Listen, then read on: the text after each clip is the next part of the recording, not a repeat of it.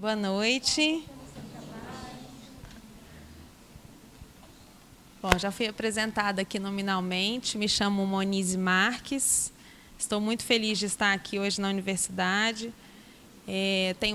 Já tive a oportunidade de participar de outras aulas magnas, inclusive em outras universidades, e me sinto sempre muito honrada de participar desse processo de formação. Estou feliz de estar aqui, estou vendo muita gente com mais de 40, ou estou enganada? Tem alguém com mais de 40 aí, gente? Você sabe o que é o Google? Alguém que tem mais de 40 aí sabe o que é o Google? Pois é, eu pensei nisso.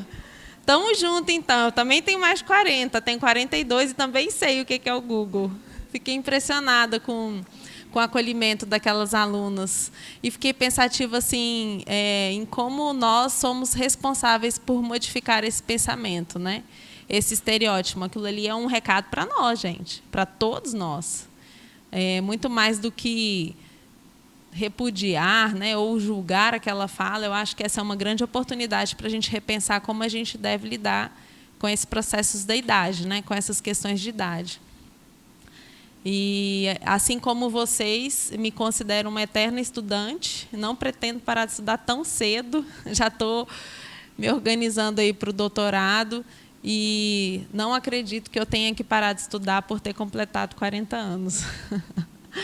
Aliás, eu acho que agora eu tenho capacidade de abstrair de uma forma bastante diferente e de aliar o conteúdo com a vida prática, que antes eu não tinha. Então, acredito que nós aqui, eu acho que a média, né, está ali nos 35, 40, é uma excelente fase para a gente produzir conteúdo e absorver conteúdo. Lá em Águas Claras, eu tive a oportunidade de falar um pouquinho sobre oportunidades de emprego a partir do envelhecimento. Como o professor Rodrigo ainda não chegou, ele pediu, vou contextualizar, né? Ele pediu que eu falasse, por conta da Semana da Mulher, um pouquinho sobre o impacto de gênero no processo de envelhecimento.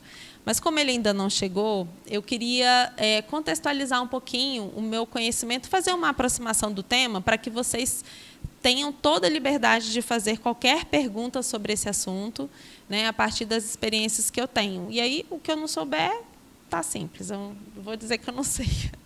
Mas já coordeno a Central Judicial do Idoso há quase 11 anos. Sou juíza de direito, né, na Central. A Central do Idoso é um projeto piloto. Era um projeto, agora já está mais do que consolidado. Único no Brasil, a gente contempla o Ministério Público, a Defensoria e o Tribunal de Justiça no mesmo espaço para acolhimento de idosos em situação de risco. Quando eu assumi a Central, eu sabia tudo de direito e nada de envelhecimento, e achei que, com os meus conhecimentos legais, eu poderia trazer alguma resposta que provocasse transformação social. Fui extremamente desafiada e percebi que eu não poderia fazer justiça se eu não me aproximasse do que de fato acontece. Sem a gente compreender sociologicamente a nossa parcela da população, que ainda hoje é tão hostilizada, dificilmente um magistrado consegue fazer justiça. Principalmente quando a gente observa que as maiores violações dos direitos da pessoa idosa ocorrem no contexto familiar, onde os vínculos de fraternidade, de confiança, são os mais fortalecidos, né, em tese. Então, depois de um tempo como magistrada e frustrada por não conseguir trazer respostas, por não conseguir efetivar o Estatuto do Idoso na prática, eu fui fazer mestrado em gerontologia, buscar um pouquinho de conhecimento na área do envelhecimento, entender como é o processo de aprendizagem do envelhecimento ativo, entender o que a Organização Mundial da Saúde contempla como pilares do envelhecimento, para tentar identificar que tipo de resposta a gente poderia dar que, de fato, trouxesse transformação social. Então, eu hoje me considero uma apaixonada pelo tema, apaixonada. Enxergo o envelhecimento em tudo que eu olho, porque, de fato, se a gente ainda não está velho, a gente vai ficar. A segunda opção não é legal, é morrer jovem, gente. Infelizmente, eu acho que todos nós deveríamos querer envelhecer, né? E se a gente não envelhecer ou não estiver velho ainda, a gente tem os nossos pais, os nossos avós, alguém que trabalha conosco, alguém com quem a gente convive. Então, assim, para onde a gente olha, a gente vai perceber que existe um grupo que não é mais minoria, e que, apesar de ser tratado como minoria, contempla toda a condição do ser humano. Então, o negro envelhece, a mulher envelhece, o LGBT envelhece, a pessoa com deficiência envelhece, o branco envelhece, o pobre envelhece, o rico envelhece, cada um ao seu jeito, mas esse é um denominador comum. Então, a gente deveria, de fato, observar com muito mais atenção, porque faz parte e interessa a todos nós, né? E é mais ou menos esse o objetivo de eu estar aqui hoje, compartilhar um pouquinho da minha experiência a partir da Central do Idoso. Depois da Central, acabei fundando um instituto, chama Parentalidade Prateada. É um instituto novo, a gente busca estudar alguns aspectos do envelhecimento. Juntamos aí profissionais da saúde, médicos geriatras, profissionais da academia, gente que gosta de estudar o envelhecimento, assim como eu, para que, de fato, a gente possa buscar a transformação social. Se vocês quiserem conhecer um pouquinho mais os conteúdos que a gente produz, o Instagram é esse, Parentalidade Prateada. Eu acho que eu vou começar, né? Em prestígio aí a todo mundo que já está aqui. Posso ficar de pé? Eu não consigo ficar muito tempo sentado assim, não. Então, tá. Então, vamos lá. Você pode passar para mim, por favor? Aqui? Então, eu mesma passo. Beleza, obrigada. Gente, então vamos conversar um pouquinho sobre o envelhecimento no mundo, só para contextualizar. O mundo todo envelhece. O mundo todo envelhece. Tanto é que, há muito tempo, a gente já falava da Europa como o velho continente. A diferença é que lá eles envelheceram ricos. Nós não. Nós ainda enfrentamos diversos problemas relacionados a questões sociais que fazem com que o envelhecimento no Brasil seja um grande desafio. Quando eu era mais jovem, eu ainda escutava assim que o Brasil era o país do futuro, o Brasil era um país dos jovens, era um país que iria conquistar, que iria alcançar. Esse tempo chegou. E a gente ainda não se assimilou todas as questões que envolvem o envelhecimento e as repercussões não somente sociais, mas também pessoais do que é envelhecer em um país preconceituoso ainda. Apesar de o fenômeno do envelhecimento acontecer no mundo todo, cada país envelhece de um jeito. No Brasil, nós envelhecemos muito rápido e, por isso, nós somos considerados um case para a Organização Mundial da Saúde. A gente levou de 14 a 17 anos, mais ou menos isso, para sair de 7 pontos percentuais para 14% da população idosa no país. Essa proporção de dobrar a população idosa, na França, demorou quase 150 anos. Sabe o que significa? Que eles se prepararam continuamente para esse aumento da população idosa. E no Brasil, não. Então, hoje, a gente ainda percebe que tem 4 gerações sentadas à mesa. As pessoas simplesmente pararam de ter filhos ou diminuíram muito o processo de natalidade. Hoje, inclusive, a gente não recompõe mais a nossa taxa populacional. Nós já estamos numa curva demográfica invertida. A gente está repondo aí por volta de 1,6. Cada casal consegue colocar aí no Brasil 1,6 de filhos, o que significa que cada casal tem menos filhos do que a sua própria geração. E aumentamos muito a longevidade a partir dos anos 70, por conta do êxodo rural, por conta do avanço das tecnologias, da melhoria das condições de saúde. O fato é que, a partir de 1970, a nossa expectativa de vida aumentou consideravelmente. Nos outros países, esse processo foi muito mais lento, mas aqui no país foi de uma forma abrupta e pegou grande parte da população, de fato, de surpresa. E aí eu incluo o Estado. O que a gente vê aí de discussões a respeito dos processos de aposentadoria, dos processos da Previdência Social, é só um pouquinho do que a gente vai compreender como repercussão do envelhecimento. A gente tem que pensar que, em alguns hospitais, as maternidades estão fechando e estão abrindo as alas de cuidados paliativos, de processos geriátricos, de hemodiálise, os grupos oncológicos, que são os espaços em que o envelhecimento ocupa mais cadeiras, né? Então, assim, por onde a gente olha, a gente percebe esse fator. Mas também no mundo, assim como acontece no Brasil, um fator que chama muita atenção é o envelhecimento das mulheres. Se a gente colocar aí no Google, para quem conhece o Google, a gente vai identificar um termo chamado feminização da velhice. A velhice é essencialmente feminina. Talvez, se você puxar aí um pouquinho na sua memória, você vai lembrar de mais tias do que tios. Os casais mais velhos da sua família, normalmente o homem morre antes. Normalmente, não é regra, mas isso acaba refletindo substancialmente na curva demográfica em relação ao gênero. Olha só, a quantidade de mulheres na linha vermelha e a quantidade de homens. As mulheres envelhecem mais e elas envelhecem por mais tempo. Hoje, no Brasil, a mulher vive mais 7 anos do que o homem. O professor Alexandre Kalash fala que a neta dele, que tem 5, vai se casar com um rapaz que ainda não nasceu. Por quê? Porque, como elas vivem mais, seria melhor que elas se casassem com homens mais jovens, para diminuir o tempo da viuvez. Fica a dica aí, tá?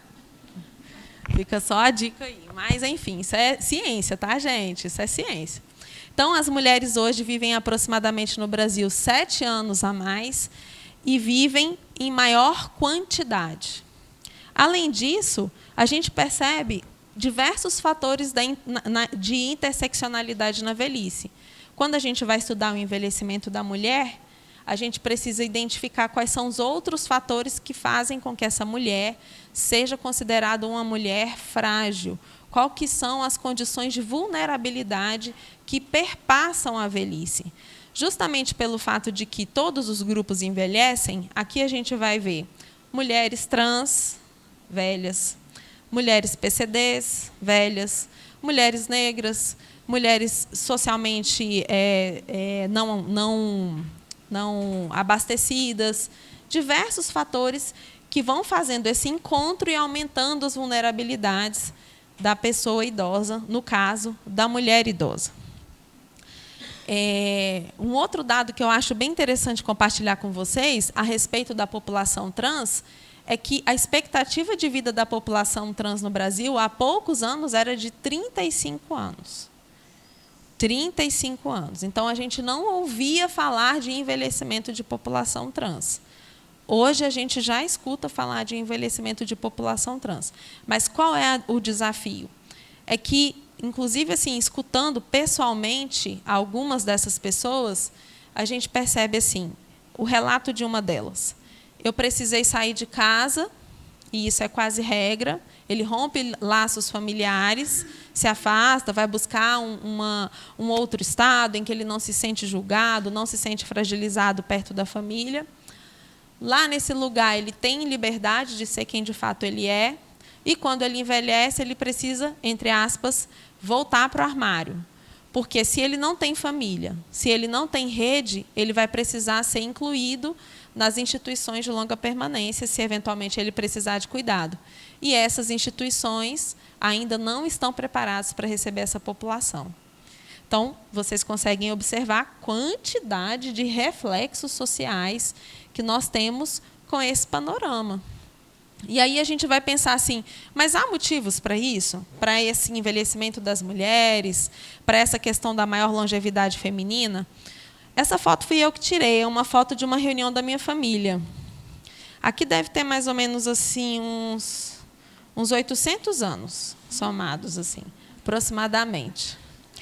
Essa que está de azul aqui, cochichando, é a minha avó, ela faleceu. Nessa época ela tinha 94 anos.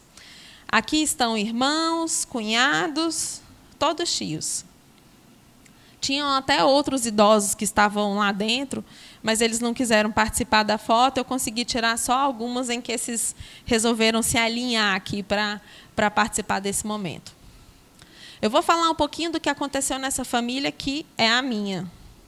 Criados no interior de Minas Gerais, a minha avó, essa de azul, era a irmã mais velha. A minha avó, como toda mulher que nasceu na década de 20, ela não estudou. Ela foi incentivada a ter muitos filhos e a se responsabilizar pelo cuidado da família. A minha avó não praticava atividade física, não seguia dieta, tinha poucas interações sociais porque ela teve 11 filhos. Não dá tempo de ter amigo. Ela precisava cuidar das crianças. Ela tinha até uma condição de medicina preventiva, porque, na época dos partos, ela fazia um acompanhamento muito superficial. Mas, de fato, ela ainda tinha um pouco mais de cuidado em relação a isso. Desenvolveu a espiritualidade, não trabalhou remuneradamente, apesar de ter muito trabalho dentro de casa, e praticamente não estudou.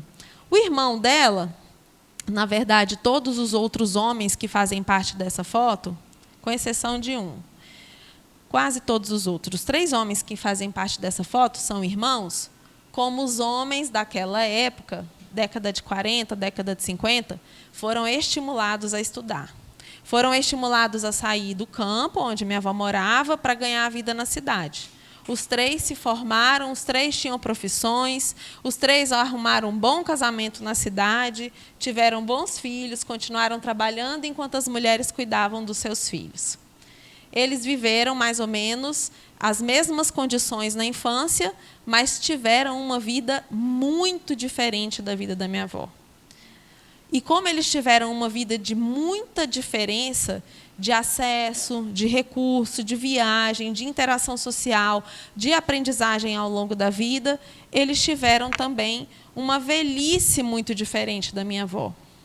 O professor Baltz é um psicólogo que trata sobre... ele faz um estudo muito importante, fazia, né, já faleceu, sobre o desenvolvimento, né, a teoria psicológica do desenvolvimento, e ele fala assim, que o envelhecimento ele é um curso da vida. A vida é um curso. Quem a gente é ao longo da vida é quem a gente vai ser no final da vida. Então, se a pessoa gosta de rock, ela vai envelhecer assim. Vocês conhecem o Marilyn Manson? Acho que é um cantor de rock, muito doidão aí. Então, ele... Sabe? Então, ele tem a mesma idade, nasceu no mesmo lugar que o príncipe Charles. Mas, se você colocar a foto dos dois, um do lado do outro, você vai perceber que eles são completamente diferentes. Porque eles chegaram na velhice como foram a vida toda. O príncipe Charles bem formal, bem realeza. E o cantor de rock, com todas as suas preferências. E isso reflete muito na vida real. Na vida real. Então, se a pessoa fez atividade física, gostou de interações sociais, às vezes a gente escuta assim, todo velho é chato, todo velho não gosta de ver gente. Gente, isso não é verdade. Isso é um estereótipo, é um preconceito que a gente tem. Às vezes, o velho que é chato, ele foi um adulto chato. E, às vezes, se você é chato agora, você vai ser um velho chato. Então, já observa como você vai ser, ou porque é o que é você. Oi? É a colheita. As pessoas acham que, não, fulano ficou a vida toda trabalhando, conquistando, e quando vai ficar velhinho, ele vai ser um vovozinho, e ele vai gostar de brincar com os netinhos, e vai fazer vários amigos para jogar xadrez. Gente, mentira. Isso não vai acontecer. Porque ele vai ser na velhice quem ele foi ao longo da vida. Então, se o homem é uma pessoa que faz escolhas relacionadas à profissão, relacionadas à sua individualidade, e não desenvolve as relações, essas interações que vão fazer ele crescer, se cuidar e se desenvolver psicologicamente, ele não vai fazer isso na velhice. Mas, se ele tem esses hábitos ao longo da vida, provavelmente ele vai ser um idoso sociável. Provavelmente ele vai curtir. Quem vê aqueles velhos lá da Portela? Gente, quem dá conta daquele povo? Aquele povo não começou a sambar com 90, não. Começou, ó, foi criado ali. Então, às vezes, a gente olha e pensa assim, né? Como eu vou envelhecer? Aí eu faço essa pergunta para você, para que você faça essa pergunta para você mesmo. Como você é hoje? Como você é hoje? Como estão a sua relação com a dieta? Porque, assim, o dia que as coisas vão estar completamente organizadas para você começar a atividade física, esse dia não vai chegar. Então, é uma escolha ao longo da vida e é uma escolha que vai se projetar ao final da vida. Então, questões como espiritualidade, provisão, aprendizagem ao longo da vida são situações que merecem ser observadas durante todo o curso. E aí, agora, eu vou tentar fazer uma abordagem assim, mais ou menos de gênero sobre isso, e se eu estiver errada, eu peço a gentileza de vocês me falarem, tá? Quem gosta mais de fazer atividade física, o homem ou a mulher? O homem. Eu acho que o homem gosta mais de fazer atividade física. Porque ele está assim, vinculado à questão do corpo, da provisão, da força. Isso é cultural, certo? Maravilhoso. Vai permitir com que ele tenha um envelhecimento normalmente mais resguardado do seu ponto de vista da atividade física, certo? O que acontece? Quando o idoso, homem, tem algum comprometimento da sua capacidade física, ele cai muito mais rápido do que a mulher.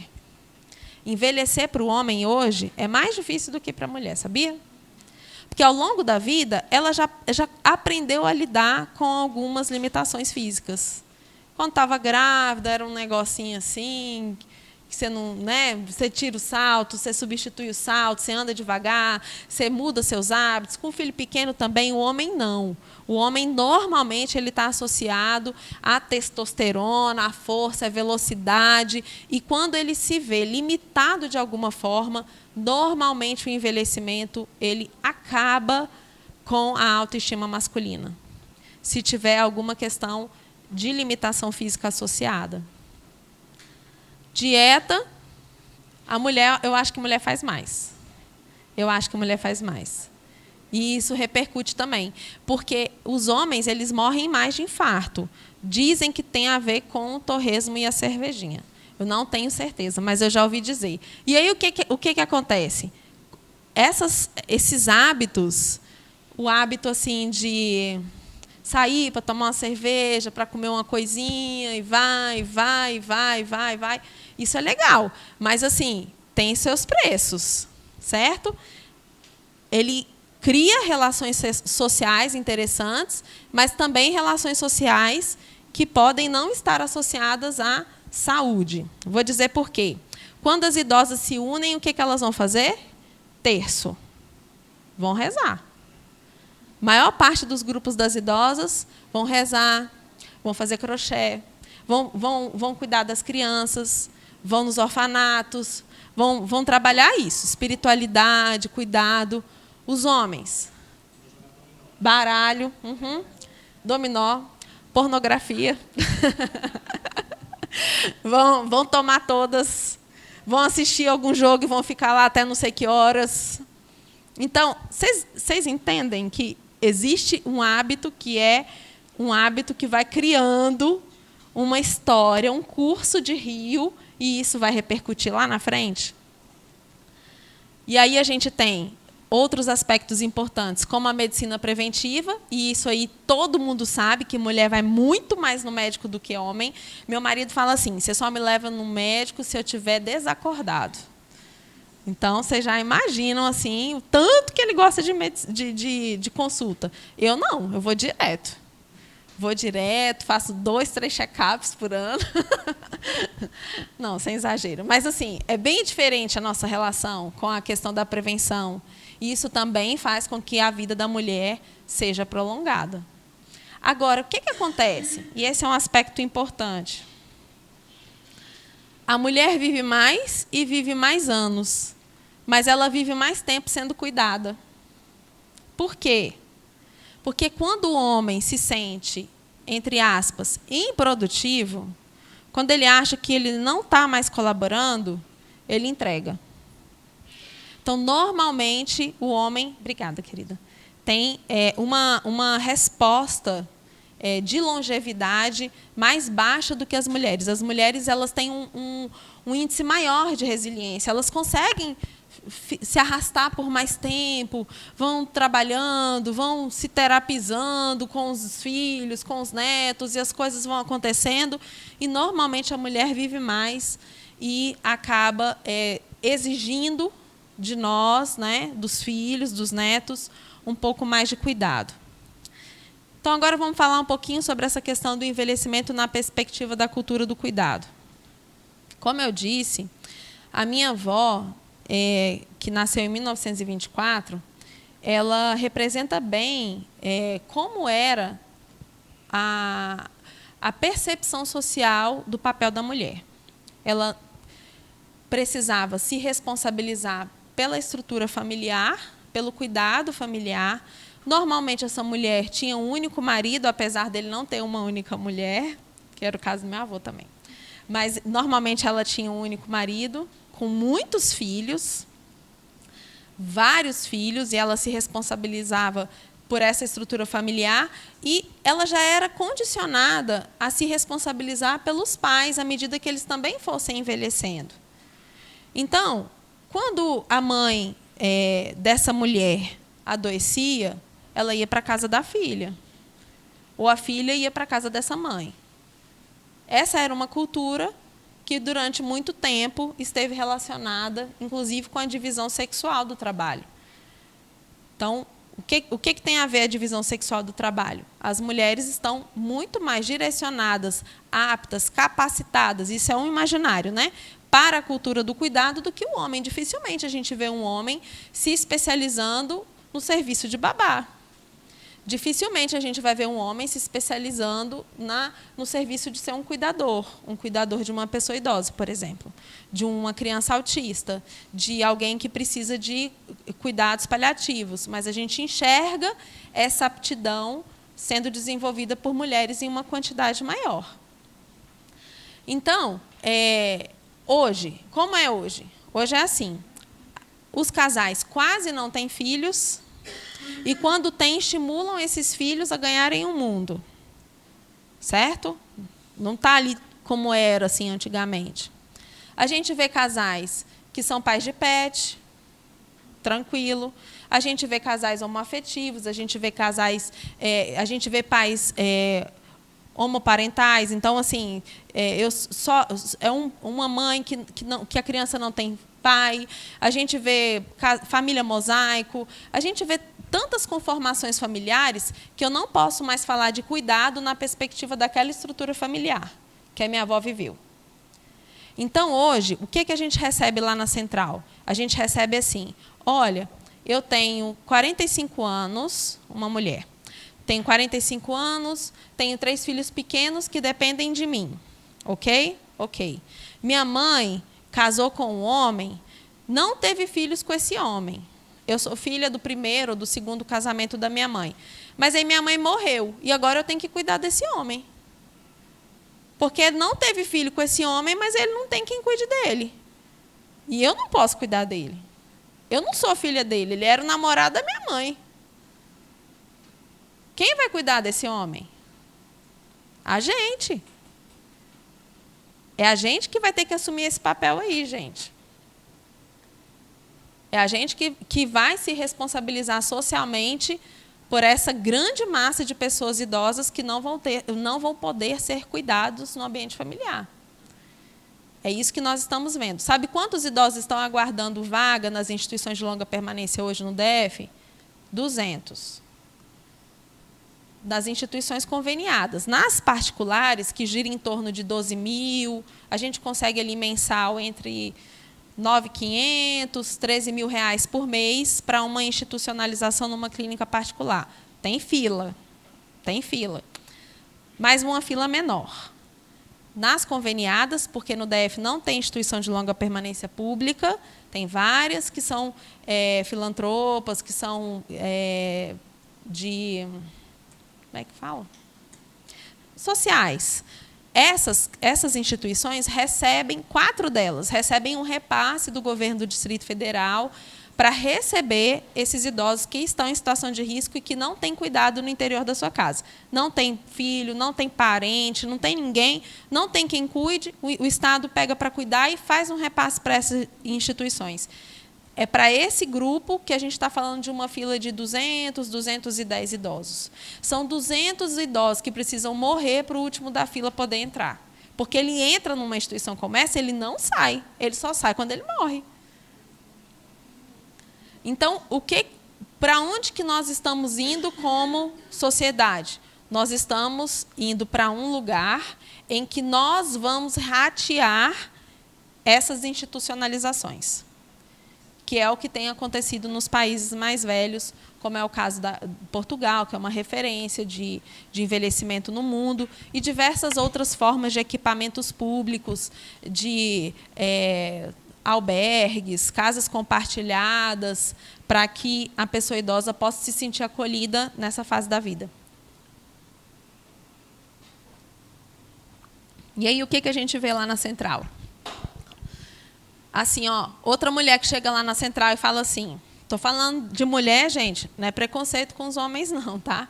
É que a gente está na Semana da Mulher, e o professor Rodrigo pediu para eu falar da mulher. No dia que for da Semana dos Homens, eu venho aqui falar dos homens. Tem muita coisa para falar dos homens. Mas aí, o que eu queria falar da mulher? A mulher chega lá e fala assim, doutora, eu estou indignada, porque é o seguinte, meu irmão aposentou e foi morar na praia. Eu aposentei e fui cuidar de papai. Alguém já ouviu uma história assim? Meu irmão aposentou e foi ganhar o mundo. Eu aposentei e não faço mais nada da minha vida. Por quê? Porque recai sobre ela essa cultura. Mas aí o que hoje tem acontecido? Então, seu irmão não tem condição de ter tempo, vai ter que ajudar com dinheiro, para a gente ver se consegue promover um revezamento nos cuidados, para que todos possam se responsabilizar por essa estrutura que tem envelhecido e que vai demandar de mim e de vocês uma resposta social. Então, quando a gente falava assim, nossa, quantas crianças estão sem cuidado, as crianças não têm creche. Gente, eu me preocupo muito com criança, mas eu não tenho dúvida de que hoje o meu coração está nisso aqui, porque os números que eu recebo lá são simplesmente alarmantes. Na pandemia, olha, em 2019, a Central recebeu 5.790 denúncias de violência contra a pessoa idosa no DF. 5.790 denúncias em 2019. No ano seguinte, em 2020, que ficou meio a meio, assim, né, a gente funcionou até março presencialmente, depois ficou um tempo se organizando, depois virtualizou. Aí pulou para 12 mil. Em 2021, para 17 mil. O ano passado, para 22 mil. DF, tá, gente? DF, 22 mil comunicações de idosos em situação de risco, dos mais variados riscos. Idosos que são acumuladores, síndrome de Diógenes. Já ouviram falar disso? Síndrome de Diógenes? A pessoa vai pegando tudo que ela vê na rua e vai levando para dentro de casa, catando lixo. É uma doença psiquiátrica. Aí a casa vai ficando. Aí os vizinhos começam a chamar a polícia. Olha, lá tem rato, escorpião, barata, corvo, tem de tudo, cobra, sai um monte de coisa de lá, a gente precisa de uma resposta. Esses dias a Central tirou 7 carretas da casa de uma senhora. 7 carretas. De todo tipo de lixo que vocês imaginaram. Dormir em cima do lixo. Idoso em situação de risco. Nesse caso, a gente teve que institucionalizar, não pode ficar sozinha. E o que é grave? Sabe por que ela estava lá ainda, não havia sido institucionalizada? Porque ela tem um filho de 50 e poucos anos, deficiente mental. E era ela que cuidava dele. E aí? Boa pergunta. E aí? Qual foi o problema desse processo? É porque hoje, no DF, as ILPIs, que são essas instituições de longa permanência, elas só admitem 60 mais para internação. Nesse caso, ele precisava ser internado e ela precisava ser internado. Mas, para nós, eles tinham que ser internados na mesma clínica. Porque, se eles fossem separados a essa altura da vida, ela morria e ele morria. Nós ingressamos judicialmente para promover essa internação conjugada. E aí a gente conseguiu. Não sei por quanto tempo. A gente conseguiu via liminar. Por enquanto, a gente conseguiu manter os dois juntos. Mas aí a gente está falando disso, a gente está falando, por exemplo, de alta social. Já ouviram falar de alta social? Vou contar para vocês um outro dado. Eu estou falando isso para vocês, gente, vocês devem estar pensando assim, isso tem nada a ver comigo. Tudo bem. Mas se eu falar que tem a ver com o seu bolso, você vai ficar esperto. Olha só. A família tem um idoso. O idoso não sai de perto dessa família 24/7. A família está cansada. O Estado não assumiu a sua parte nessa questão do cuidado. A família está cansada. O que ela faz perto do Carnaval, da Semana Santa, do Natal, que é feriado prolongado? Desidrata o idoso. Para de oferecer água, comida, ele começa a ter confusão mental, ela chega no hospital, deixa o idoso, vai para a praia. É raro isso, gente? A gente recebe assim, depois de feriado prolongado, diversas intimações de hospitais no Distrito Federal. Idoso fulano de tal, já recebeu alta, não tem ninguém para vir pegar, faz o que com ele? Idoso fulano de tal, a gente já ligou para todo mundo, ninguém atende, faz o que com ele? Essa pessoa, enquanto não vai para casa, continua ocupando um leito de hospital, custeado por nós. Então, alguns hospitais do Distrito Federal têm pessoas internadas há muito tempo, porque não tem outro equipamento público que possa oferecer esse acolhimento e a família não consegue se responsabilizar. Chama alta social. Gente, isso não é raro. Não é raro, é direto. A gente já tem canal direto com alguns hospitais. Às vezes, a gente consegue localizar a família. Às vezes, a gente consegue. Não, ele melhorou? Nossa, achei que ele ia demorar mais para melhorar. Não, a gente vai aí amanhã. Tá, vamos tentar. Eu vou ligar para o meu irmão. Se eu conseguir falar com o meu irmão, a gente vai aí amanhã. Não sei se eu vou conseguir, mas eu vou tentar. Às vezes a gente consegue. E aí essa família vai lá e busca. Às vezes a gente não consegue. Aí o que a gente faz? A gente institucionaliza, entra com uma ação de abrigamento, coloca esse idoso em uma instituição de longa permanência, para ele sair da ocupação hospitalar e ir ser atendido numa instituição de longa permanência até que a família um dia possa ir lá e fazer esse resgate. Que são idosos que não conseguem ficar sozinhos, mas não estão adoecidos. Tem uma condição crônica de saúde, tem um dreno, ou tem uma deficiência na perna, não consegue ficar sozinho, ninguém, não tem como ir embora, está amputado, aí a família não vai buscar, ele fica lá. Fica morando no hospital, pelo tempo até que alguém possa ir lá. Entenderam a gravidade do negócio? É muita gente. E aí, o que a gente está pensando? A gente está pensando assim, ó. Primeiro, a gente precisa desmistificar. Nem todo idoso está nessa condição. Grande parte, 80% dos 60 mais, estão na flor da idade. Estão curtindo, estão aprendendo, estão vivendo, estão tocando as suas vidas. Mas ainda socialmente existe uma avaliação de que esses 20% representam todo o envelhecimento. Aí, que o envelhecimento de pessoas, que as pessoas se tornam dependentes, decrépitas, sem autonomia, e isso dificulta muito as nossas ações, porque existe uma repulsa da sociedade em discutir sobre o envelhecimento, sobre a finitude, sobre a morte, e é necessário, porque existem repercussões que vão passar pela minha e pela vida de vocês. E essa é uma das piores, que é a violência contra a pessoa idosa. Esse dado é de 2019, já aumentou e muito, porque a gente vai lançar agora em junho a 5ª edição desse mapa da violência, que a gente produz aqui na Central do Idoso. Esses dados aqui foram de 2019, que dizem respeito à 4ª edição. Esse mapa está disponível no site do Tribunal de Justiça. É uma produção que, inclusive, orienta as políticas públicas no Distrito Federal. 60% dos agressores são filhos. 60%.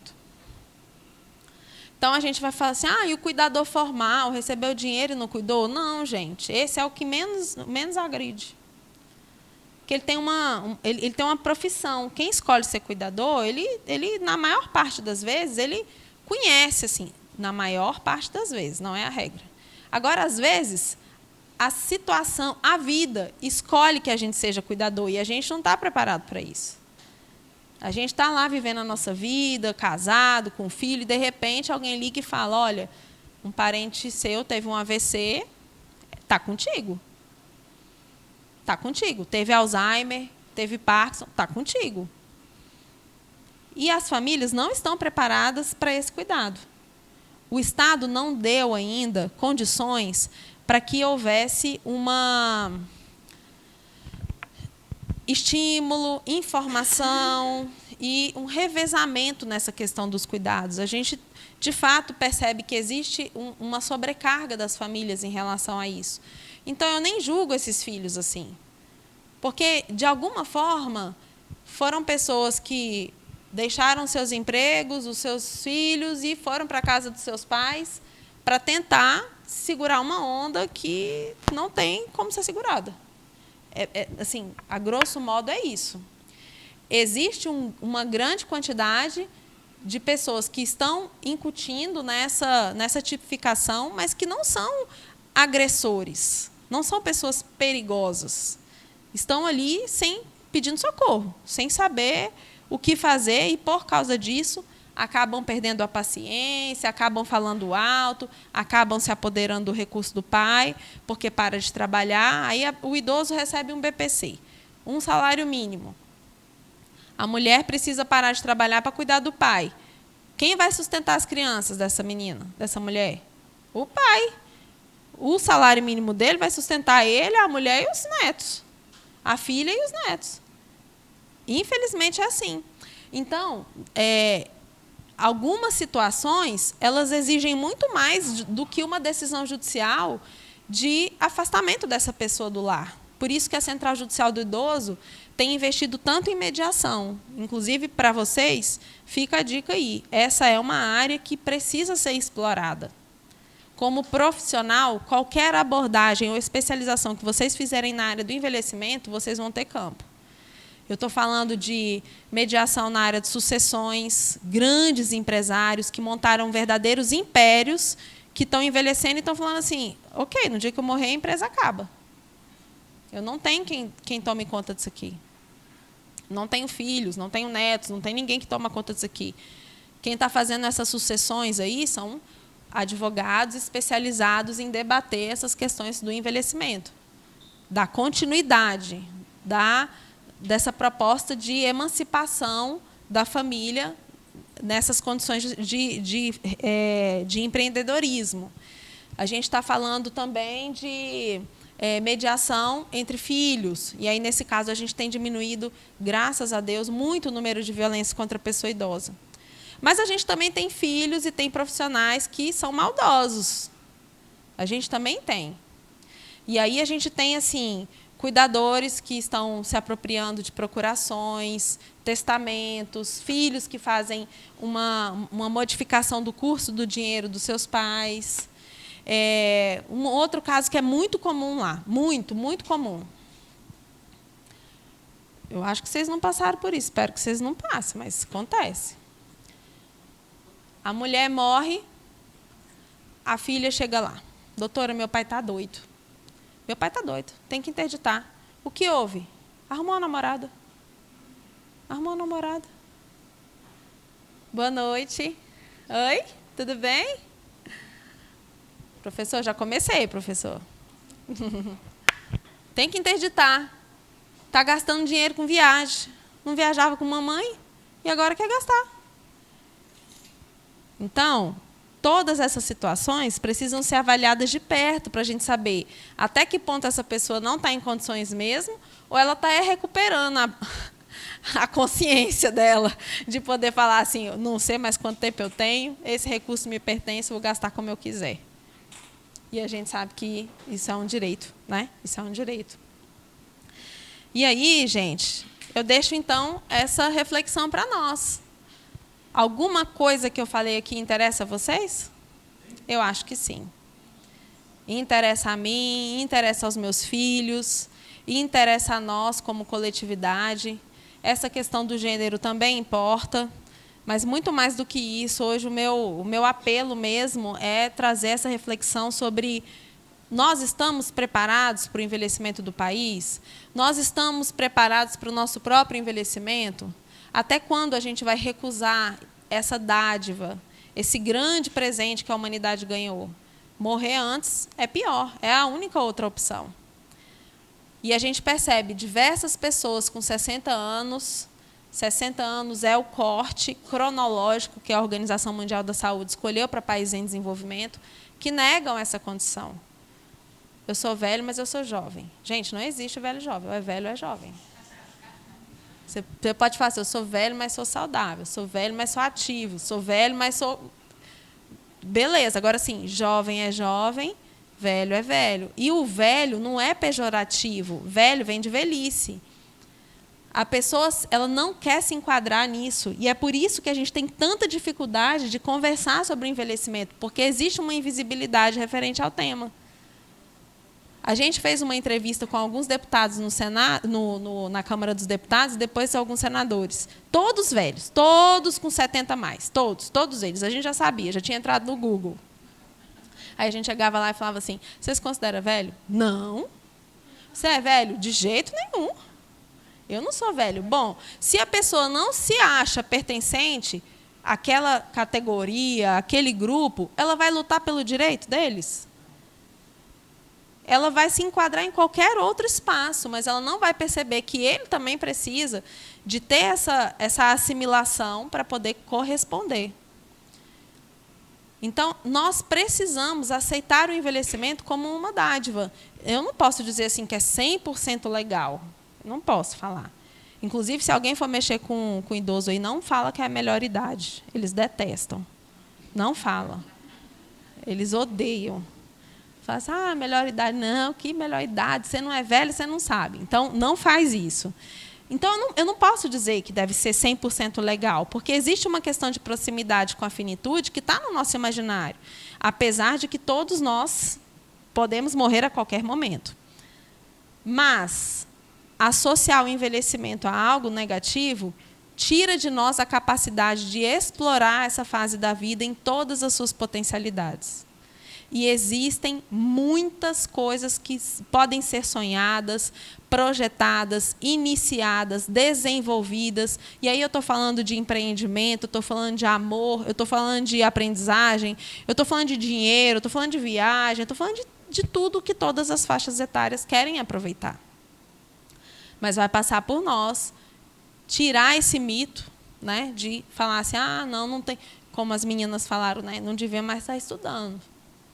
Não devia mais estar estudando, essa mulher de 40. É inacreditável, assim, eu fiquei boquiaberta, parecia que elas estavam falando de alguém com 100 anos, eu já ia achar um absurdo. Mas com 40? Onde essas meninas estão, gente? 40. Mas é isso aqui, ó. Interessa desde essa fase. Falar de velho, de idoso para idoso é uma covardia. A gente tem que falar de idoso para todas as outras idades, para que todas as outras idades possam, de fato, permitir essa inclusão e a vida digna que todas as idades merecem ter. Eu compartilhei aqui o nosso e-mail da Central, caso alguém saiba de algum idoso em situação de risco, queira tirar alguma dúvida, queira abrir uma porta de pesquisa, a gente pode fazer esses encaminhamentos no campo do Tribunal de Justiça. E quem quiser conhecer o nosso instituto, está aí o Parentalidade Prateada. A gente escolheu esse nome por compreender a parentalidade como o vínculo que mais deve ser exaltado na questão do envelhecimento. A gente ainda pensa a relação de pais e filhos na perspectiva de pais e filhos, e não na perspectiva de filhos para pais. Então, essa parentalidade que liga um filho ao seu pai grisalho, que a gente quis designar como parentalidade prateada, é esse desafio intergeracional que vai fazer com que a gente possa compreender, lidar, incentivar, trocar com todas as fases da vida, permitindo que todos possam viver com dignidade, tenham suas plenas competências e vontades e interesses desenvolvidos aonde eles estiverem. Então, quero agradecer a todos vocês, quero agradecer novamente o convite, professor. Hoje foi um pouco diferente, mas eu espero que os alunos tenham gostado e me coloco à disposição. Se vocês tiverem qualquer dúvida, estou à disposição de vocês.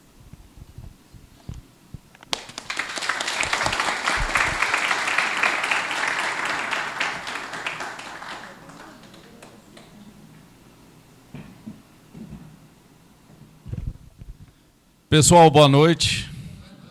Compromisso lá no Campus 1 e um trânsito nos atrasou aqui um pouquinho, mas estamos aqui prestigiando essa professora que é notável por todo o trabalho que ela faz. Eu tive a grande felicidade de, há alguns anos atrás, conhecê-la.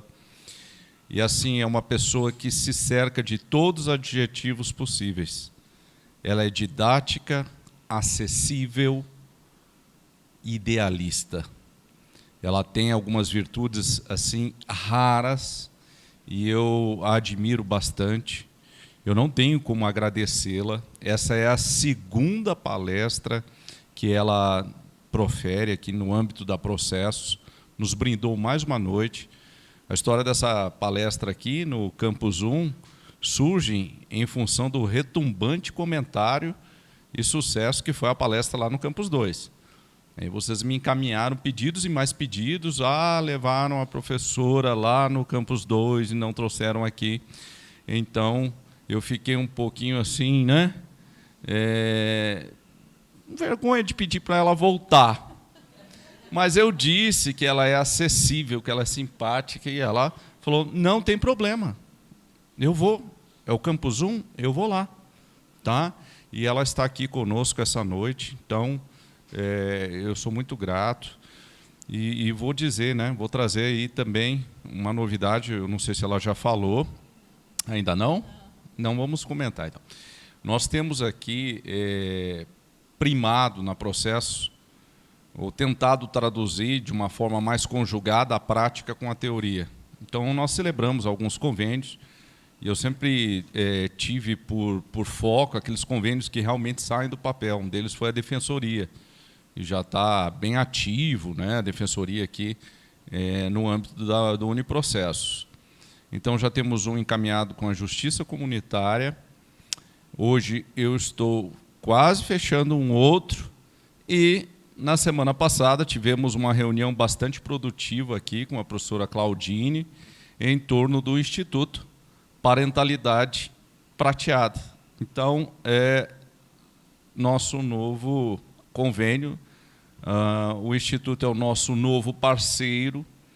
E o Instituto ele tem uma visão muito mais holística e abrangente, obviamente, que única e exclusivamente tratar de questões legais, porém, as questões legais fazem parte desse itinerário, desse contexto. Nós vamos fazer reunião com os professores, especialmente das disciplinas de extensão. Estou vendo aqui meu amigo Paulo Caldas, não é que é de uma... A professora Lorivânia também é com TGD, não é? Então, assim, a gente está programando umas reuniões ali, até a professora Claudine, talvez ela venha para uma delas, um desses encontros, e vocês vão também ter a oportunidade de trabalhar nessa área do direito idoso, né?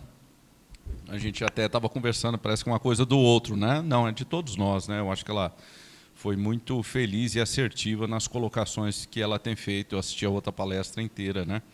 E agora mais ainda. Tá certo? São questões contemporâneas, estão na mídia, nos chocam, nos constrangem, nos incomodam. Não é? E nós, do direito, estamos também preparados para trabalhar com esse mar de questões que surgem a cada dia. Tá bom? Então, mais uma vez, reitero meus agradecimentos em nome do Uniprocessos, à doutora Monize, e eu acho que eles querem fazer... Tem, acho que uma mãozinha, não sei, levantando para fazer alguma pergunta. Isso, eu tinha quase certeza, eu estou sem óculos aqui, minha querida, mas eu achei que tinha visto, tá bom?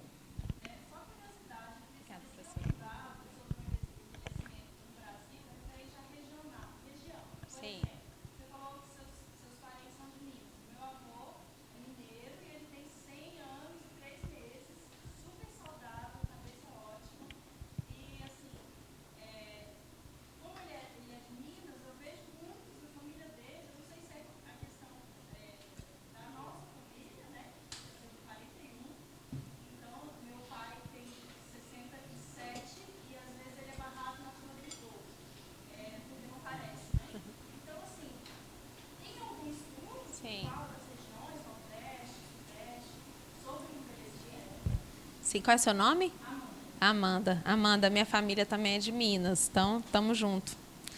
Eu falo que eu vou passar do 100, certeza, se Deus quiser. Amanda, então, existe sim, a sociologia, ela impacta de uma forma surpreendente a questão do envelhecimento. Muita gente acha que tem a ver só com DNA, né? E que vai mudar para o Japão e que vai viver 120 anos, mas não adianta o brasileiro só mudar para o Japão, não é só isso. Se o japonês vier morar no Brasil e mudar seus hábitos, ele vai morrer como um brasileiro, ele não vai morrer como um japonês. Então, a gente tem diversos envelhecimentos no Brasil como um todo. Quando a gente fala do envelhecimento do Nordeste, por conta das condições de saúde, de algumas regiões nordestinas, mais relacionadas ao Agreste, a gente vai perceber que a qualidade de vida é menor e, por conta disso, a expectativa de vida é menor também. No Sul, a gente tem as maiores taxas de expectativa de vida no Brasil. Inclusive, Rio Grande do Sul e Santa Catarina, algumas cidades que foram reconhecidas pela Organização Mundial da Saúde como cidades amigas do idoso. Tem Veranópolis, tem Balneário Camboriú, são cidades que promovem a inclusão, lazer, diversos equipamentos de saúde que ficam disponíveis. Então, essa questão social ela realmente é importante. Só para você ter uma ideia, na Itália, a expectativa de vida é 75. Na África do Sul, é 45. Então, assim, se no mundo todo, né, a gente percebe como a região, as questões climáticas, questões culturais impactam, no Brasil, que é um país continental, isso também tem uma repercussão importante. Eu que agradeço. Gente, o professor falou sobre essa questão do convênio. Eu queria compartilhar com vocês a alegria do nosso coração, né, de todos os integrantes do Instituto, porque o que a gente fez no Instituto? A gente buscou profissionais de diversas áreas. A gente vai falar, por exemplo, de arquitetura, a gente tem que prestar atenção na acessibilidade. A gente vai falar de engenharia, a gente também vai ter que prestar atenção na acessibilidade. A gente vai falar de pedagogia, a gente não fala só de ensino de criança, a gente não fala só de ensino de adulto, que é a andragogia, a gente já fala em geragogia, a gente já fala em receber pessoas com mais de 60 em sala de aula e permitir que essas pessoas também desenvolvam suas aprendizagens. Então, por onde você olhar, você vai perceber que o envelhecimento ele é um fator importante. E hoje, a economia prateada, o mercado prateado, ele é o maior do mundo. As grandes startups que foram criadas da pandemia para cá foram todas desenvolvidas por pessoas 50 a mais. Todas. No mundo, as maiores startups que foram desenvolvidas por pessoas 50 a mais. Os recursos que estão nas mãos das pessoas 60 a mais são recursos que movimentam 30% da economia mundial.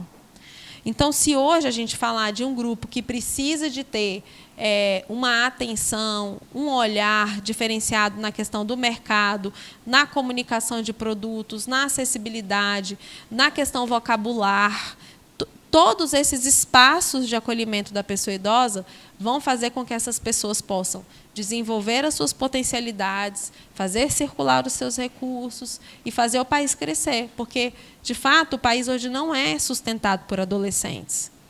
É por todas as gerações. E tem muitos recursos na mão dessas pessoas. Então, assim, a gente pensa em criar uma cultura gerontológica. Esse é o nosso esforço. Não é ensinar que 60 mais é idoso. Não é isso. Isso aí o Google ensina. O que a gente pretende, enquanto instituto, é transformação social. É, de fato, impactar e falar, você está olhando isso aqui com quais olhos? Quais são os seus olhos para essa situação?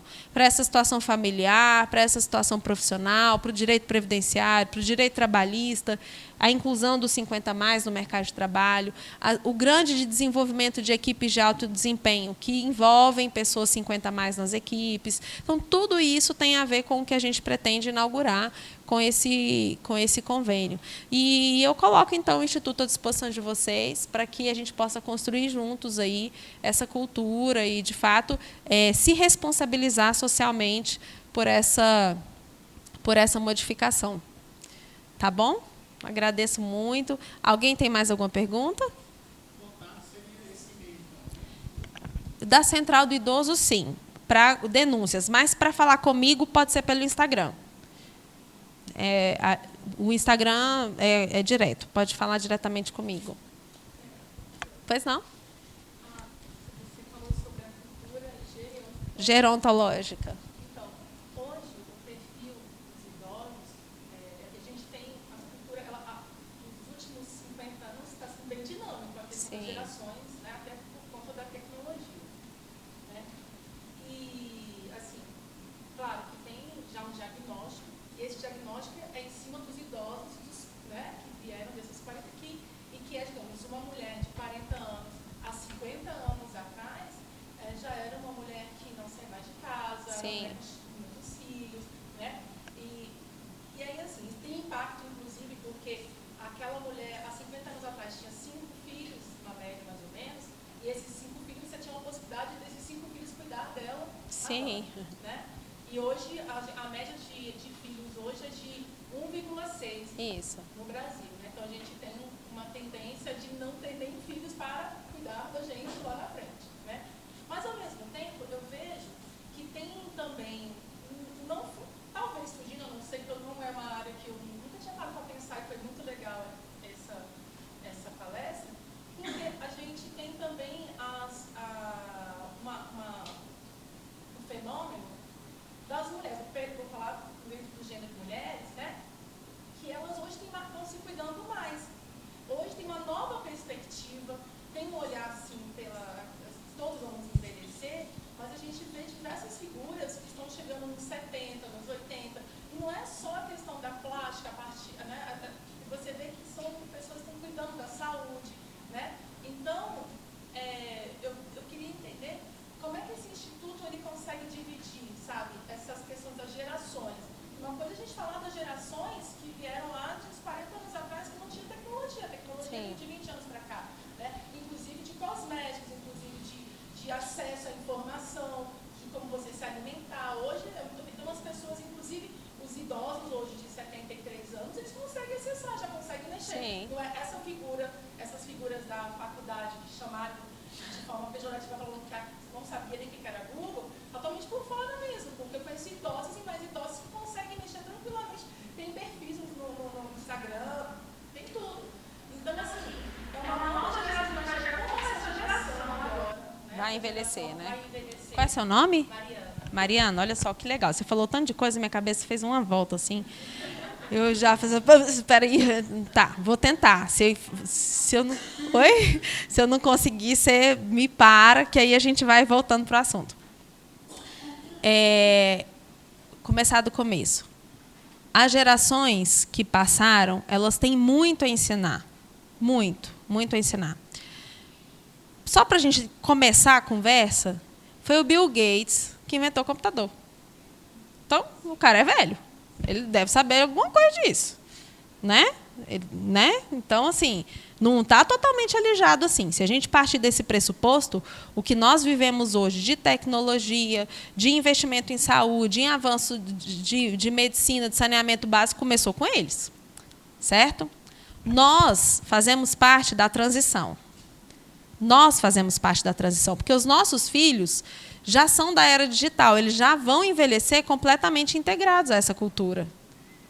É por isso que essa geração é a geração que vai dar o rumo para o país.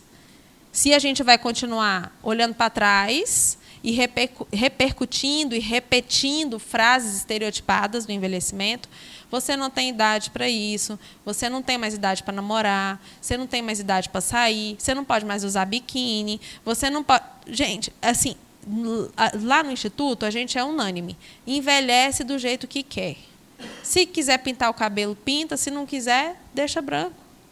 Se quiser envelhecer em casa, fazendo crochê, ok. Se quiser viajar o mundo todo, massa também.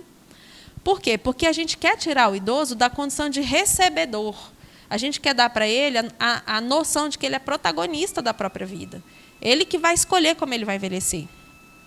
Mas por que nós somos responsáveis por isso? Porque nós já vamos envelhecer diferente. nós já vamos envelhecer conhecendo sobre os nossos direitos, conhecendo sobre tecnologia, com algumas ressalvas. Eu sou uma ressalva. Eu tenho muita dificuldade ainda de tecnologia. Não sou uma influencer. Mas nós estamos assumindo, enquanto instituto, o desejo de participar dessa transição. De falar assim, ok, como que nós vamos construir esse futuro? Aí eu vou te falar o que as pesquisas apontam. Minha filha tem 9 anos. Meu filho tem 6. Eles vão conviver com 4 idosos para uma criança. Os nossos filhos que são pequenos aqui, eles vão ter mais idosos nas suas relações do que crianças, porque a expectativa de vida diminuiu, a taxa de natalidade diminuiu, a expectativa de vida aumentou. Como nós vamos ensiná-los a conviver com essa perspectiva social? Como que a gente vai dizer para eles assim, corta, você não tem nada para aprender, pergunta para o Google, ou relaciona, ensina e aprende? Outra coisa, o etarismo, que é o preconceito em relação à pessoa idosa, na verdade, ele é um preconceito em relação à idade, a faixas etárias. As principais idades que sofrem a discriminação por idade é o idoso e o adolescente. Pessoa idosa e o adolescente. Então, o etarismo ele não é só intergeracional, ele também é intrageracional. Eu conheço um monte de velho que fala que odeia velho. Não gosto de velho, não converso com velho. Eu não vou nesses lugares, só tem velho. Então, assim, você percebe o nosso esforço de falar assim, você pode não gostar da Maria ou do José, mas assim, só porque ele é velho, e acontece. Então, nós somos chamados para fazer parte dessa mudança. E o Instituto visa isso. Dentro das expectativas, das pesquisas, das projeções, o Brasil hoje já ocupa o 6º lugar de número de idosos em absoluto no mundo. 6º lugar no mundo.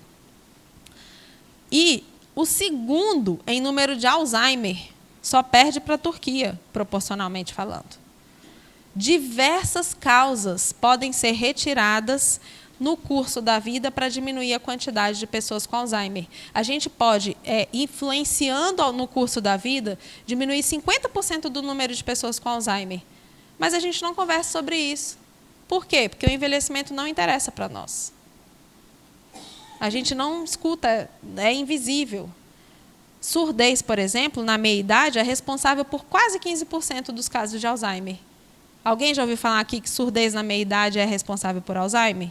A pessoa vai parando de falar, vai diminuindo suas cognições, vai comprometendo a sua capacidade de decifrar a língua, de se comunicar, e vai se isolando, e vai ficando lá quietinho, e no final está com Alzheimer.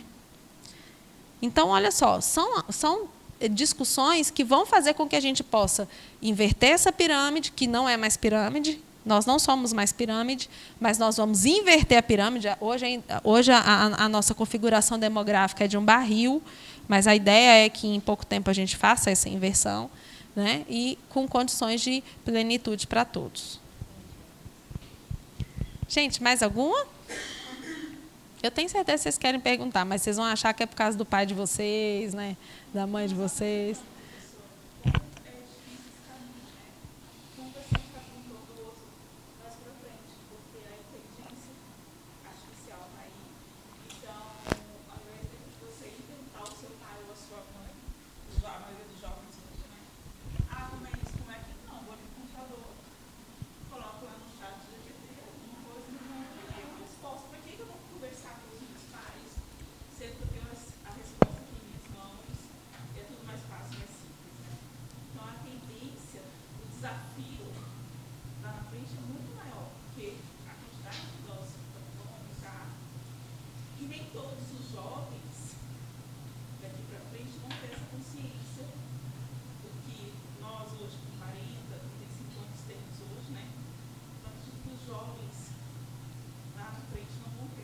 É por isso que a gente tem tanta responsabilidade.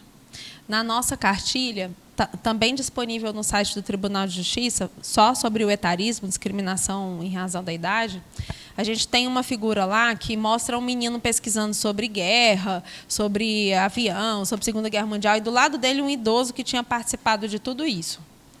Então, você imagina, a gente pode pesquisar no Google fatos históricos, retratos, mas não experiências. As experiências, elas são criadas e vividas através das relações. E esse é um esforço que a gente tem que compartilhar. Você pode ir lá e tirar uma foto linda de uma flor. Outra coisa é você ensinar seu filho, planta, vai lá, rega, espera crescer. Olha aqui, isso aqui que você viu pronto na foto foi aquilo que você participou da construção. O tempo é diferente para a pessoa nova e para a pessoa mais velha. Mas, na verdade, a contagem do tempo é a mesma. Então, a gente precisa fazer esse esforço de encontrar as gerações. Nós dependemos deles. A gente não vai estar fazendo favor, não é caridade. Escuta seu avô um pouquinho. Não, ele já viveu mais. Ele tem um caminho para te dar. Ele tem uma direção. Ele tem uma oportunidade. Ele tem uma fala. Ou ele tem, no mínimo, uma experiência do que não fazer. Não deu certo com meu pai, ele bebia demais. É uma contra-referência, mas é um lugar seguro para você olhar e falar assim, vou copiar ou eu não quero. É bem diferente de você buscar informações em uma folha de papel que aceita qualquer versão, né? Então, assim, nós precisamos, de fato, levar essa reflexão para os mais novos. Construir gerações que busquem esse encontro, essa mesa, essa conversa, porque somos educados assim. Por exemplo, tem uma pesquisa recente, até foi em Taguatinga, essa experiência foi produzida lá. Uma sala de uma escola pública em Taguatinga que tinha muitos adolescentes rebeldes. Meninos assim que estavam assim indo para o campo da delinquência. E tinha uma instituição de longa permanência em Taguatinga, com idosos rebeldes também, porque estavam chateados de se sentirem isolados e esquecidos pelas suas famílias. Eles começaram a levar esses idosos para as salas de aula, uma vez por semana. As primeiras respostas foram traumáticas para os dois. Os idosos ficaram indignados com esses meninos que só falam palavrão, que são chatos, que não é insuportável, né? E eles ficaram indignados com os mais velhos. Não tem o que aprender, não sabe conversar, não escuta, e etc. Com o tempo, as relações foram se aperfeiçoando. Por quê? Porque não é foto, não é momento, é vida, é transcurso. É uma experiência que se arrasta. No final da experiência, os dois estavam modificados. Os mais velhos compreenderam que precisavam aprender com os mais novos. Essa fala assim, na minha época era... Gente, que história é essa de minha época? Você está vivo? Então, sua época é essa. Não, na minha época era muito diferente. Na minha época era ótimo, agora que é ruim. Não, você está vivo, sua época é essa também. Então, isso vai criando distanciamento, antagonismo. A gente também tem que aprender a lidar com os mais jovens. Né? E aí, agora, eu falo para quem está mais novo do que eu. Porque, às vezes, eu escuto um ou outro assim, falando umas coisas. Nossa, nessa idade eu já estava estudando para juiz. O menino nem sabe nem amarrar o tênis. Então, assim, isso é um preconceito. Eu não sei qual é a história de vida dessa pessoa. Eu estou tirando por mim. Então, esse é um esforço. Né? E, assim, eu creio que pode dar certo, eu creio que vai dar certo, mas a gente tem que pôr a mão na massa. Se deixar rolar, não vai dar certo. Sabe o que já existe no Japão e lá no Reino Unido? Países riquíssimos, com acessibilidade, lugares, histórias. Ministério da Solidão. Põe aí no Google. Sabe como é que o povo sabe que o idoso morreu? Quando o carteiro vai lá no outro mês entregar a conta e percebe que a conta do mês anterior não foi recolhida. Porque o cara está isolado. Então, não é de recurso. E não é isso que a gente quer para o Brasil. Nós somos um país acolhedor, um país de toque, quente, de conversa, de relação. A gente pode fazer diferente. Né? E eu quero fazer parte dessa mudança. Eu convido vocês a fazer parte também. Eu acho que a gente pode escrever uma história diferente. Eu acredito de verdade que a gente não vai precisar de ter um ministério desse aqui. De verdade. Pois não?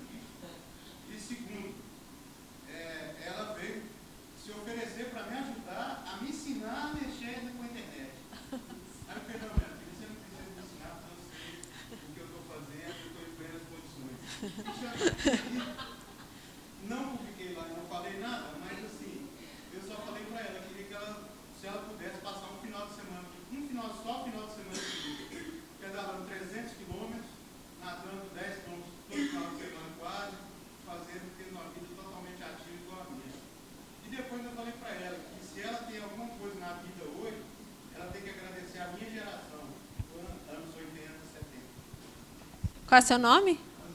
Antônio. Então você conhece o Google, né, Antônio? É. Obrigada pela sua confiança de compartilhar uma situação que provavelmente deve ter mexido com você. Uma amiga no meu grupo de pedal tem 76 anos, agora fez 76 anos, dia 11 agora. O ano passado, em julho do ano passado, ela completou a prova de triatlo. Olha. Isso aí. Isso eu acho que eu quis publicizar isso, porque assim, muita gente vê a gente com a barba branca, o cabelo que não tem já, e acha que a gente não tem uma vida ativa, acha que a gente é um idiota que vive sem fazer nada na vida, acordando 10 horas da manhã e dormindo 5 horas da tarde. Não, muito pelo contrário, a gente tem uma vida muito ativa e, graças a Deus, eu e minha esposa, a mulher que mora em casa, nós somos muito ativos, temos um grupo de amigos muito ativos, todos acima de 50 anos de idade. Excelente. Parabéns. Parabéns mesmo. É uma inspiração. Antônio, você tocou num ponto importante, a questão da política. Vou compartilhar com vocês o meu testemunho sobre isso. Como eu estou há 11 anos coordenando a central, eu já sentei em mesa da direita, já sentei em mesa da esquerda, já sentei em mesa do centro, já fiquei de pé. Então, assim, esse tema, ele não é ideológico. Esse tema é um tema de quem está vivo. Né? Então, assim, não tem como a gente conversar sobre questões políticas. É claro que cada um vai puxar para aquilo que acha que é o mais compatível com seus valores, mas assim, esse tema ele não entra em caixinhas, né? Então, conversar sobre legislação, envelhecimento, a forma como a gente vai lidar com as mudanças, né? Tudo isso é importante. Isso é fruto da maturidade que o país precisa alcançar. A gente tem que passar mesmo assim para um outro patamar de suportar conversas difíceis. Porque essas conversas vão fazer a gente crescer como sociedade. O tema e o foco das publicações das conversas que nós estamos tendo no grupo era justamente isso. O que vai ser da legislação e do mundo jurídico daqui 5 anos? Daqui 4 anos, quando eu me formar? Eu não sei. Com tanta mudança que está tendo de interpretação, de jurisprudência, de tudo que está tendo, de todas as decisões que estão tendo hoje, daqui a 4 anos eu acho que aqui ninguém sabe o que vai ter. Inclusive Vossa Excelência. Com certeza. Já tem muito tempo que eu estou sem saber direito. Já tem muito tempo. Mas vamos seguir com fé. Vamos continuar trabalhando sempre. Mais alguém, gente? Pois não?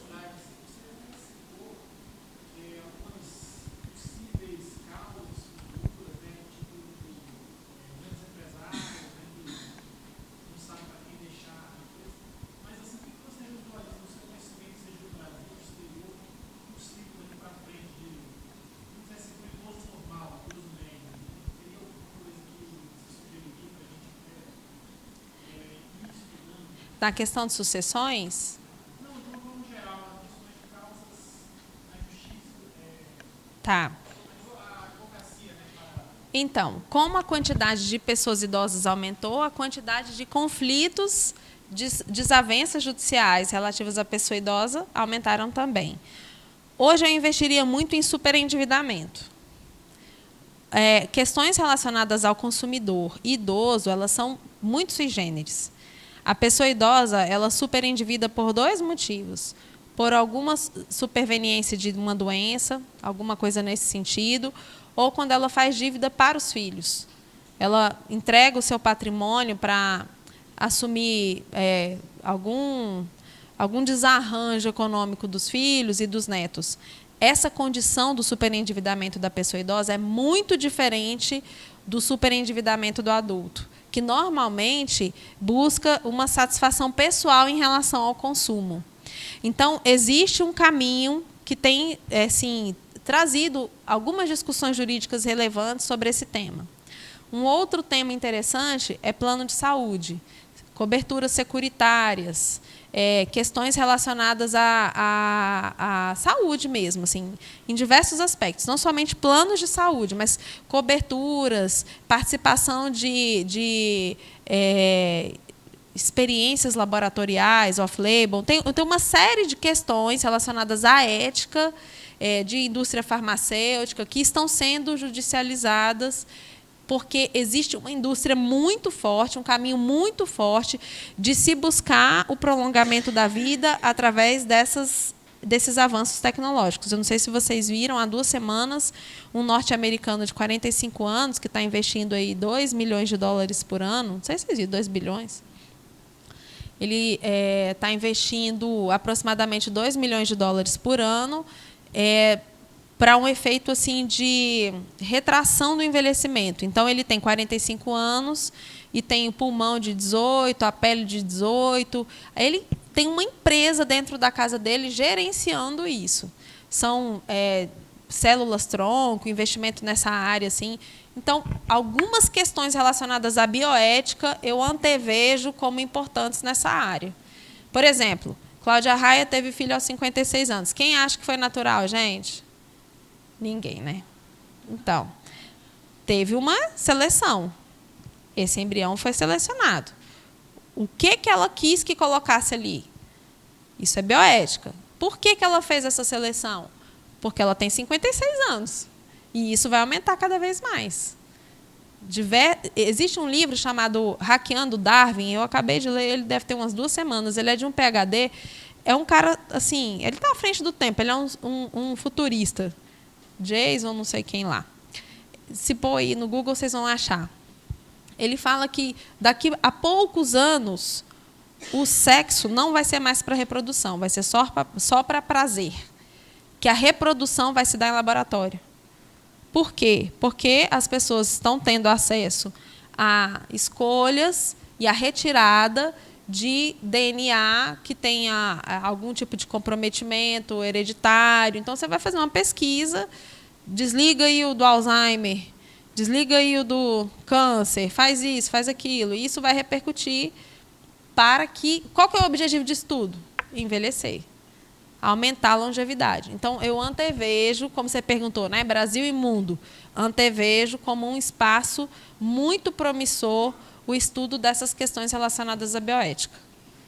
Eu acho que é um lugar assim que vai exigir uma consultoria, e hoje nós temos poucos profissionais relacionados ainda a diretivas antecipadas de vontade, a condicionamento de escolhas de procedimentos médicos. A gente recebe muito na central, assim, doutor, olha, tem uma idosa aqui no hospital tal, ela está com infecção no pé por conta de uma diabetes, ela falou que não quer amputar. Mas se ela não amputar, ela vai morrer. Aí eu pergunto, está lúcida? Tá, deixa morrer. Está lúcida. A mulher vai morrer sem pé? Ela não quer? Ela quer morrer com o pé, então deixa. Assim, eu falo grosseiramente, mas é isso. É o que ela quer. Quando você está gripado, você pode tomar o remédio, pode não tomar. Você pode falar, não, vou melhorar com chá.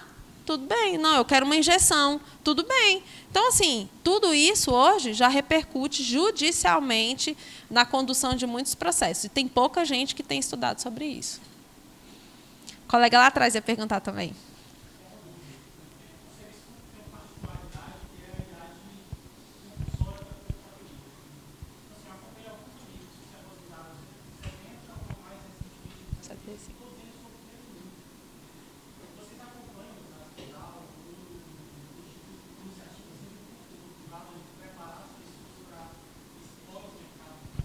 Sim, nós estamos assim crescendo muito o nosso olhar para isso. Por quê?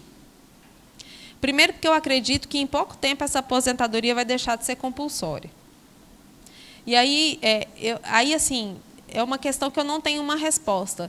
A permanência desses profissionais vai retirar mercado dos mais jovens? Eu não sei.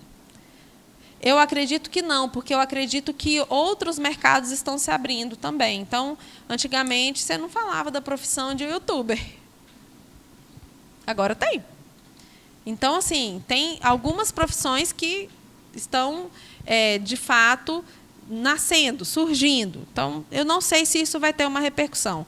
Mas eu acho que, em breve, de novo, a gente vai ouvir falar de outra PEC da Bengala, que foi a PEC que a gente ouviu quando era 70 e passou para 75 anos. Mas, fora isso, o que hoje a gente tem como recurso? O serviço formal, a formalidade, por exemplo, no serviço público, vai chegar aos 75. Ok, você vai ser aposentado compulsoriamente. Mas sua vida não acaba ali. Você tem condições de desenvolver outros projetos a partir dali. Então, a nossa visão, nosso foco hoje é trabalhar essa transição. É de tentar identificar qual é o seu talento, aquilo que você tem, que você desenvolveu, caso você queira permanecer, abrir uma outra porta para que você consiga desenvolver suas atividades da melhor forma.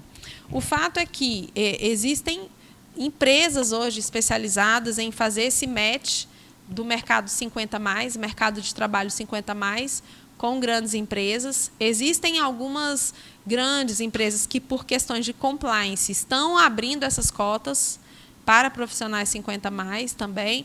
Então, assim, nós vemos que o mercado só vai crescer para as pessoas mais velhas. É só uma questão de tempo, o mercado só vai crescer. Porque hoje, por exemplo, se a mulher, não, eu vou parar de trabalhar, vou cuidar dos meninos. Ok, os meninos cresceram, foram para a escola. Aí ela resolve trabalhar com 40. Ela vai numa loja fazer uma entrevista, está velha, para trabalhar no shopping. Ninguém pega uma mulher de 40 anos para trabalhar no shopping. Não, vai fácil, não. Então, assim, será que é isso mesmo? Né? Então, a gente vai ter que repensar, fazer algumas adaptações no mercado. E aí, gente? Mais alguém?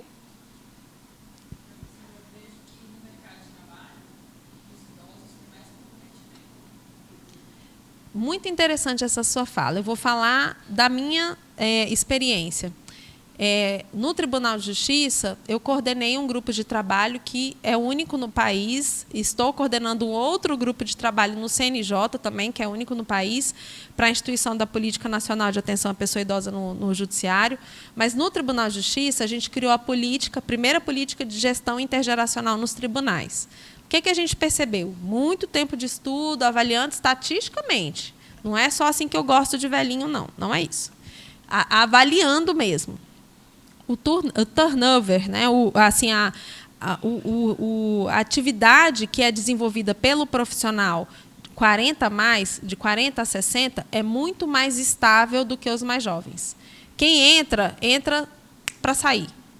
Entra para falar assim, ó, vou ficar aqui, vou aprender o que eu puder, e se eu puder fazer um curso enquanto eu estiver no meu horário de expediente, porque eu não tenho compromisso com essa equipe, eu tenho compromisso com o meu crescimento profissional. Eu entrei como técnica, estou aqui estudando para ser analista, e quando eu for analista, eu vou ficar o expediente estudando para ser juiz. É isso que a pessoa pensa. Beleza. Quem tem 45 não tem mais isso. Ele não tem essa rotatividade. Ele faz parte daquela equipe. Ele quer criar um laço saudável e quer colaborar com esse laço. Então, quem retrata profissionais de 45 a 60 nas suas equipes tem visto um maior engajamento, um maior desenvolvimento das equipes por causa da participação dessas pessoas. Porque tem menos rotatividade, o core, assim, a essência da equipe fica mantida quando outros profissionais entram na rotatividade, que os estagiários vão saindo. Quem mantém a identidade daquele ambiente é quem fica. E quem fica é quem tem essa idade. Então, equipes de alto desempenho hoje estão optando por buscar pessoas que são mais velhas para integrar suas equipes.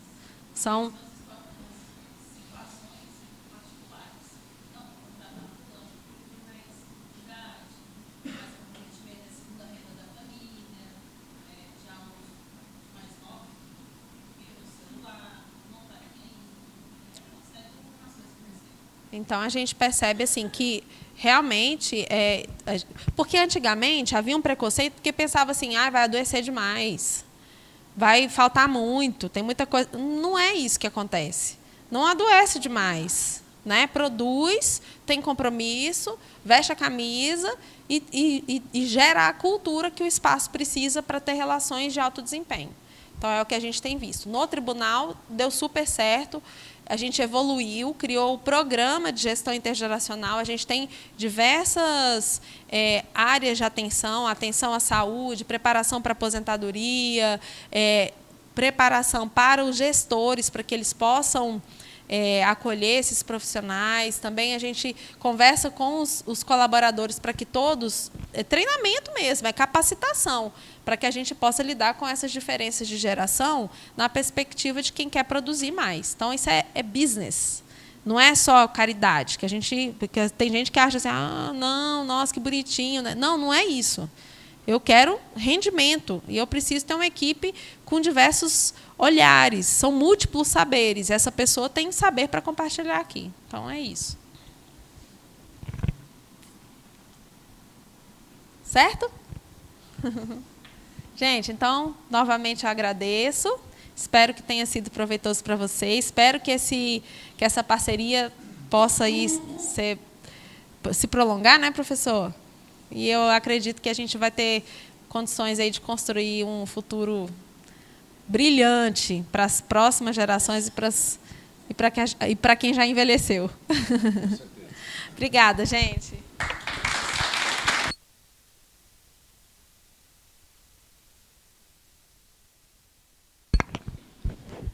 Oi. É interessante que a cada momento, a cada palestra e a cada momento que eu ouço a doutora Muniz falar, eu aprendo alguma coisinha, né? Duas coisas me chamaram a atenção hoje, particularmente a questão dos problemas de audição, né? Que pode ser o caminho pavimentado para o Alzheimer, e com relação às estatísticas, especialmente sobre o sul, da longevidade, né? Então, filho de gaúchos, catarinense, eu acho que vou longe, né? Se eu me planejar para morar em Camboriú, então, aí sim, né? Aí sim. Então, tá bom, vocês tiveram a palestra com a doutora Muniz Marques, me permitam ler o currículo dela aqui, só um momentinho, né?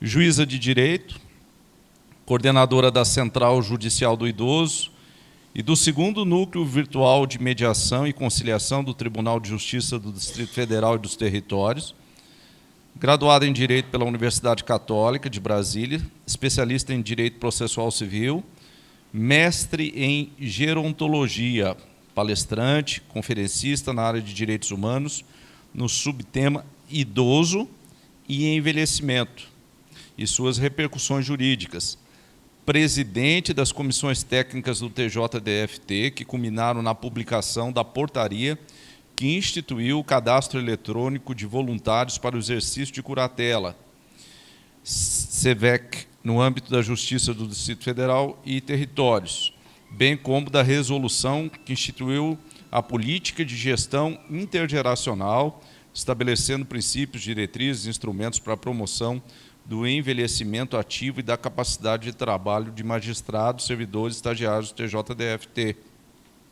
Membro fundadora do Instituto Parentalidade Prateada, autora de artigos sobre direitos do idoso e envelhecimento. Doutora Muniz,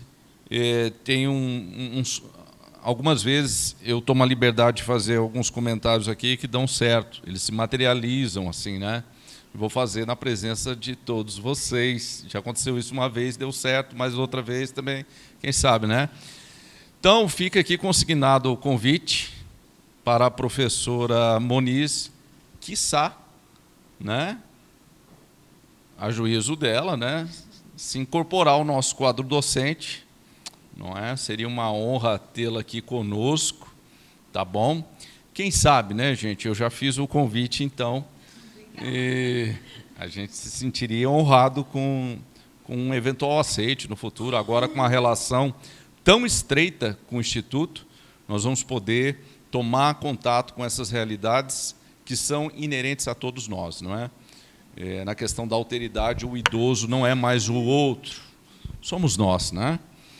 Então, meus queridos, vocês vão ser certificados, vocês precisam dessas horas também para de palestras e atividades complementares, e eu sou muito grato à presença de vocês, à presença dos professores que cá estão, professora Lorivane, que abriu esse evento, né? Meus agradecimentos, professora Ana Carolina, professor Paulo Caldas. Vou convidá-los já para a gente tirar umas fotos também com a doutora Monize. E um abraço a todos, tá? A gente volta com outras palestras aí. E boa aula, né? Tem um resto de aula ainda bom, tá certo?